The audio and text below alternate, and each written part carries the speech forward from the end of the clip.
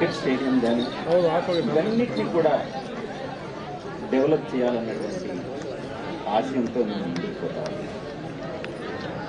ఇక రాష్ట్రానికి వస్తే రాష్ట్రంలో ప్రతి ఒక్కసారి గత 14 సంవత్సరాల చంద్రబాబు నాయుడు పరిపాలనని ఇప్పటి 5 సంవత్సరాల గత 5 సంవత్సరాల జగన్మోహన్ రెడ్డి గారి పరిపాలనని ఒక్కసారి పోల్చి చూసుకుంటే ఎన్ని రెట్లు తలసరి ఆదాయం పెరిగింది, ఎన్ని రెట్లు స్థూల ఉత్పత్తి పెరిగింది, ఎన్ని ప్రాజెక్టులు వచ్చాయి ఒక్కసారిగా పరిశీలిస్తే చంద్రబాబు నాయుడు చెప్పేటటువంటి తప్పుడు అప్పుల లెక్కలను పరిగణలోకి తీసుకోవాల్సిన అవసరం లేదు.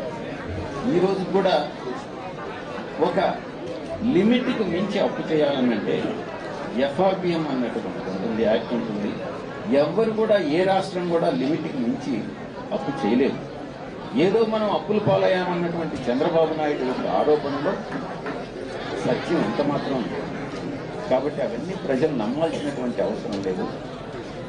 ఇంకొక విషయం, ఒక దుష్ప్రచారం స్టార్ట్ చేశారు, ఒక రకమైన బెట్టింగ్స్ అన్ని కూడా స్టార్ట్ చేశారు రాష్ట్రంలో. ఆ బెట్టింగ్స్లో ఫండింగ్ చేసేదంతా కూడా తెలుగుదేశం పార్టీ, ఒక సామాజిక వర్గానికి చెందినటువంటి వాళ్ళు.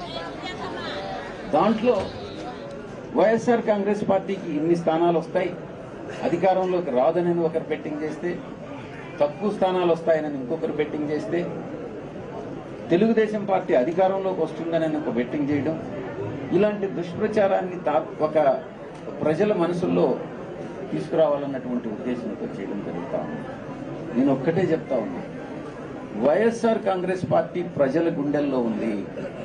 జగన్మోహన్ రెడ్డి గారు, వైఎస్ రాజశేఖర రెడ్డి గారు ఎలాగైతే ప్రజల మనసుల్లో అలాగే నిలిచిపోయారో, ఈ రోజు 5 సంవత్సరాల పాలనలో జగన్మోహన్ రెడ్డి గారు ఆ రకంగా తన పథకాలతో అభివృద్ధితో ఆయన ప్రజల మనసుల్లో నిలిచిపోయారు.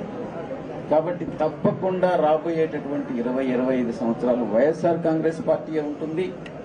ఇక చంద్రబాబు అనుకున్నట్టుగా చంద్రబాబుకి ఇది ఆఖరి ఎన్నిక. ఈ ఎన్నికలు 2024 ఎన్నికల తర్వాత చంద్రబాబుకి రాజకీయ జీవితం పరిసమాప్తి అయిపోతా ఉంది. లోకేష్ అనే వ్యక్తి రాజకీయాలకు పనికిరాడు.